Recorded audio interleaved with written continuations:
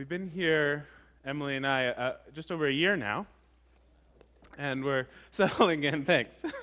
And we're still making some adjustments. I have to share with you, being Americans new in Canada. So I'm just gonna name the hardest. I have to say the hardest part of the culture to adjust to is the driving.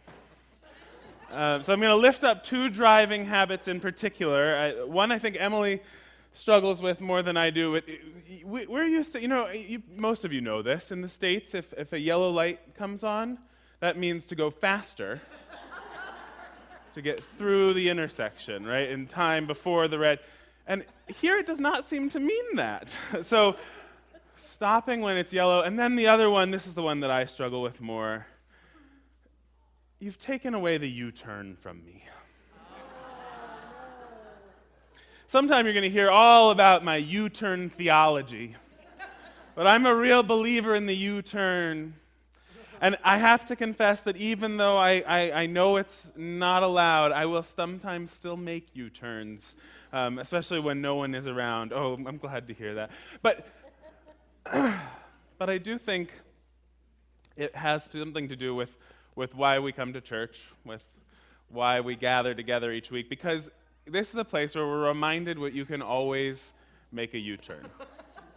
No matter how far down the wrong path you've gone, you can make a U-turn and find another way.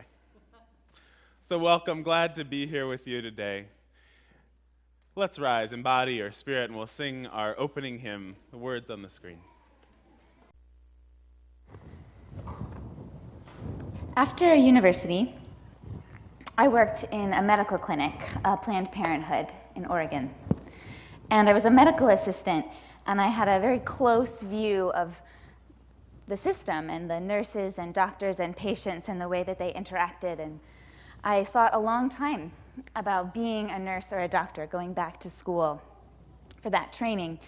And the clinic was very busy. It was crowded, and the patient volume was high. And a visit with a provider, with a nurse or a doctor, was considered long if it went more than 7 minutes. And so I started to realize that this was probably not the right path for me. I like to spend more than 7 minutes with people to hear their stories and their questions, and I couldn't imagine for myself such kind of rapid-fire, constant interactions. So I made something of a U-turn, and I decided I had many family and friends who basically are in the kind of helping profession of psychology, social work. Pretty much all of my aunts and uncles are therapists or teachers or school counselors. So it seemed like a natural fit. And instead of medical school, I started the process of applying for a master's of counseling. And my family was very supportive, and people around me said, "Oh, this is so you, it's totally right, it's a natural fit." Except that I didn't prepare very well. I signed up for a community college class in developmental psychology, and I attended class, but I didn't buy the textbook. And I think somewhere in the back of my head I thought, my dad's a psychologist. I learned developmental psychology just growing up with him. I don't really have to study. So when the first exam rolled around, I brought my blank Scantron, kind of the electronic paper way of taking a test. And I wasn't too nervous. And I opened the booklet, and I started to read through it. And I realized I couldn't answer a single question. I didn't know the answers, and so I wasn't going to pass the test. And it was this intense moment of sort of panic and clarity. And I got up, and I was only like a few minutes into the exam. I was the first person to stand up in the room, and it was sort of silent. And I went up to the teacher, and I just handed her the blank Scantron. And I said, "I'm sorry, I can't take the exam, I'm dropping the course, and I'm not enrolling in the master's program." She was a little stunned. She said, okay, are you sure? Yes. And I walked out and I started to cry. Because it was this moment when the life that I thought I was going to have disintegrated in front of me. And I found myself facing a new truth about myself. Just because it is someone else's passion or someone else's path or someone tells you it's a natural fit, it doesn't mean it actually is for you. I wish I had had the wisdom of Princess Smarty Pants. She who knew with such clarity what she wanted in the world and who so determinedly fought off the pressure and the distractions and the should advice of her parents and the world. Because what I really wanted to do, what I finally sifted through and found, was that I wanted to study religion. And I had a lot of stories about why that was impractical, expensive, irrelevant, and, well, kind of weird. In the 21st century, as a millennial, I probably would have been smarter if I had had a passion for computer programming or franchising food trucks. But instead, I went to a graduate program to study ancient scripture. I took classes on the apocalypse and mysticism. I wrote papers on addiction and greed and sin and modern understandings of forgiveness. And I loved every minute of it. And through a series of other turns and more exams that I did study for, I ended up here.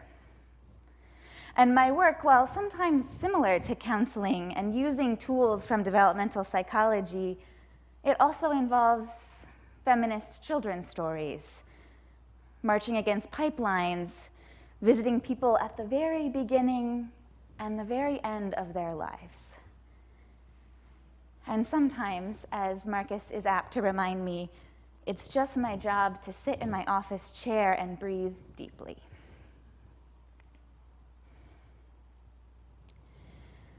A poem from Cynthia Rylant, titled, God Went to Beauty School. He went there to learn how to give a good perm and just ended up crazy about nails. So he opened up his own shop.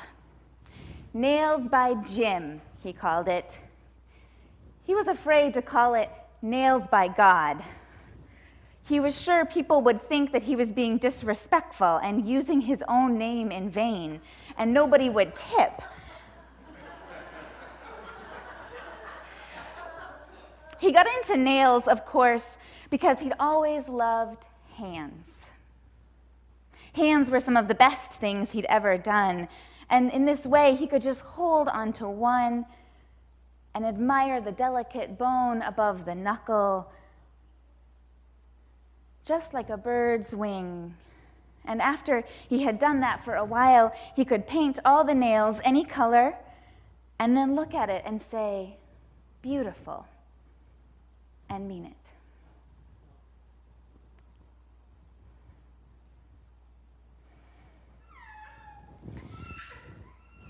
A good poem to remind us that our desires and our passions may surprise us, and they will probably surprise other people. We may be led to unexpected places or uncomfortable situations and beyond the realm of what is known and familiar. And that's the point. Many of us have been flooded with messages, sometimes from early childhood, that our passions or our desires are not to be trusted. We may have been told that we are safer if somehow we follow the well-established, the inside the box. And yet, we may find ourselves living a life we feel where something is lacking. James Martin Jesuit priest and student of Ignatian spirituality, puts it this way: whatever is your deepest desire is really God's desire for you. Who you are called to be is bigger than your career, and having a vocation does not mean you have to be a monk, a priest, or a pastor, although why wouldn't you want to be? It's such a great job. A vocation really can be married life, or teaching, or parenting, or boat building, or computer programming, or gardening. The deeper truth is that within all of us, there's this image of who we would like to become, and that image is sort of a calling. It's a reaching towards us from the universe to say, more is possible for you. I do not believe desire is ultimately selfish. And I believe there is a liberation that happens when we follow our passions.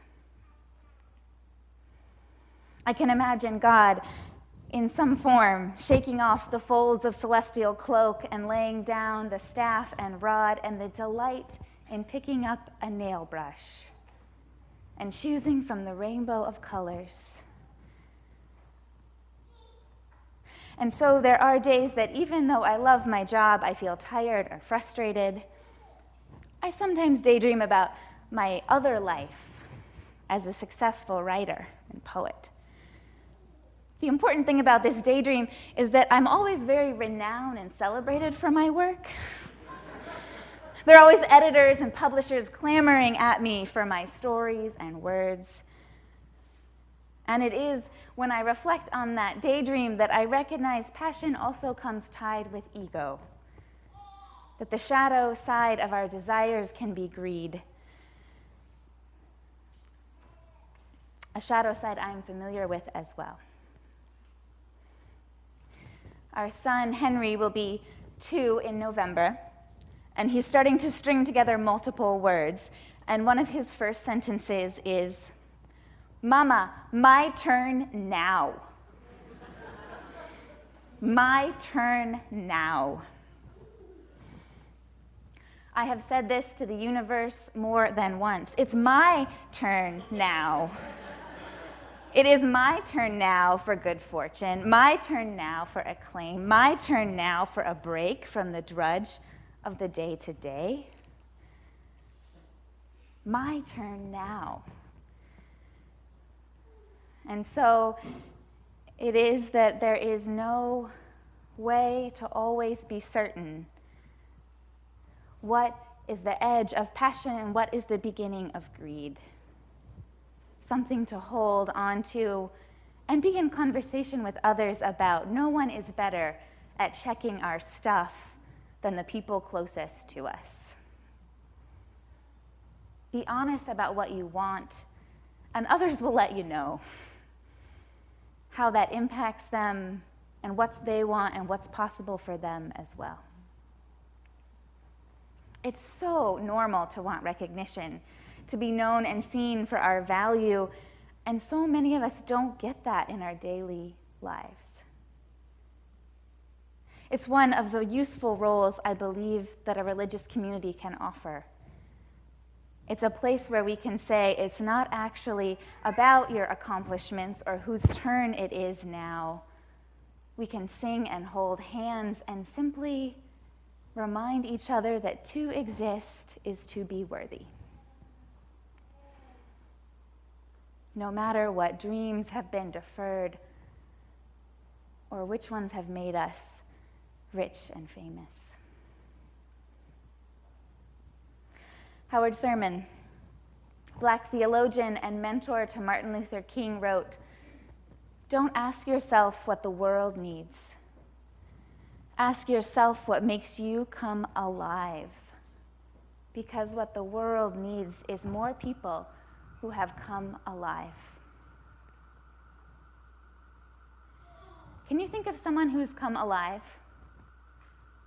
In your own life or maybe from a history book, but someone who knew that what they cared about was important and that it got them out of bed 1,000 times to make toast and coffee and eggs, to commute, to deal with the inevitable setbacks or disappointments, to persevere, to keep at it.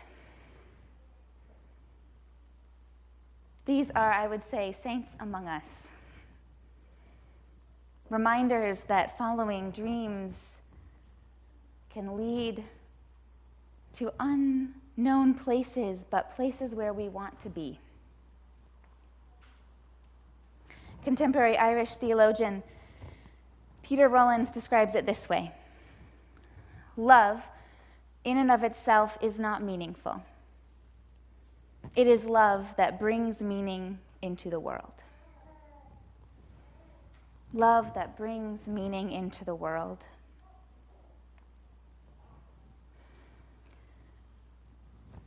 One more note about passion and dream following.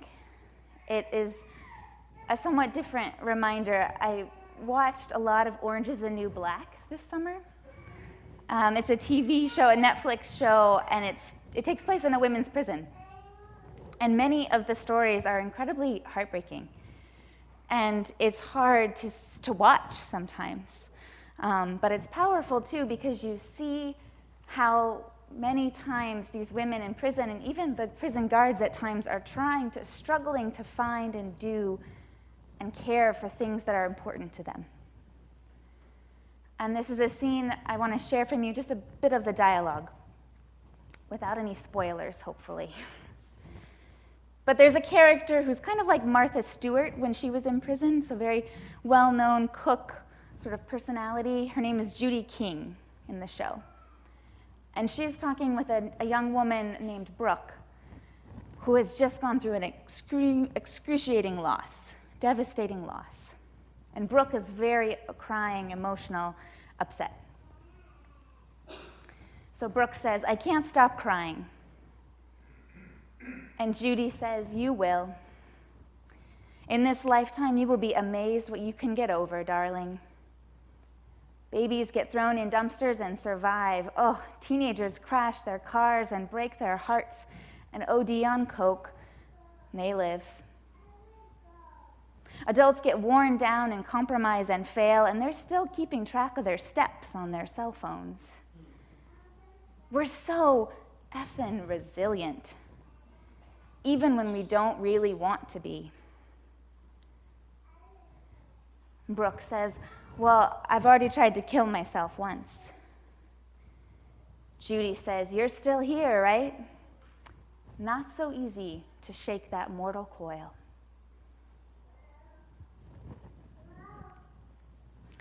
Every day, we sturdy humans give birth, go bankrupt, undergo chemotherapy, collect trash out of the ocean, and make beautiful sculptures with it.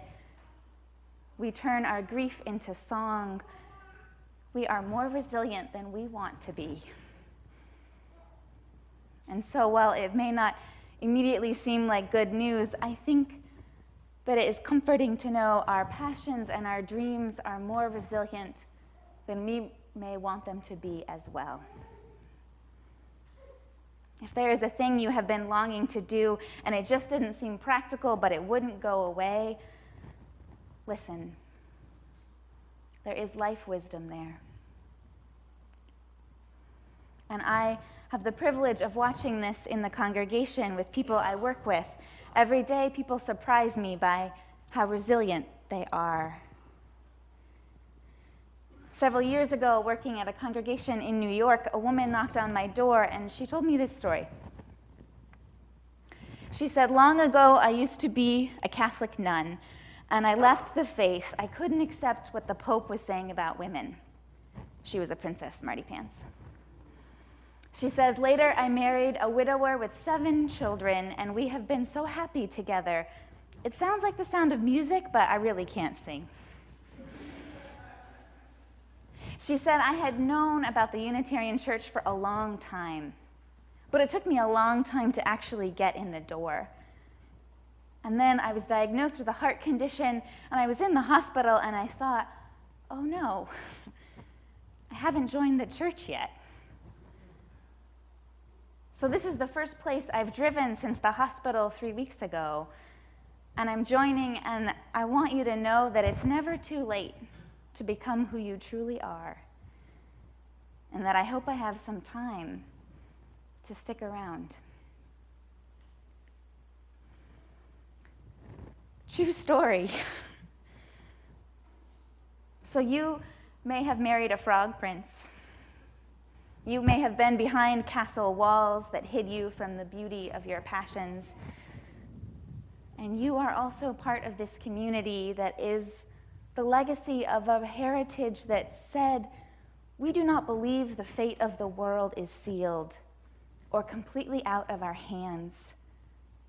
The fate of individuals is not predestined or karmic or all about status of race or class or sexuality or personality. We come from hardy, determined souls who believed more is possible. So, following our dreams is fundamentally risky, and there is a great risk to not doing so as well. We have to be willing to fall if we want to fall in love. I offer you this last thought. If you're wanting to pull out your iPhone and check the stock exchange, because you're just rolling your eyes about dreams and passions and it's too late for you, I would suggest thinking about what gets you up in the morning. The alarm clock is not an acceptable answer. There is something that you care about so deeply that you get up in the morning and face the world. So, hold on to that thing. Take it with you into the night of the unknown. It is your dreams, what makes you come alive, that the world is longing for. Amen, and blessed be.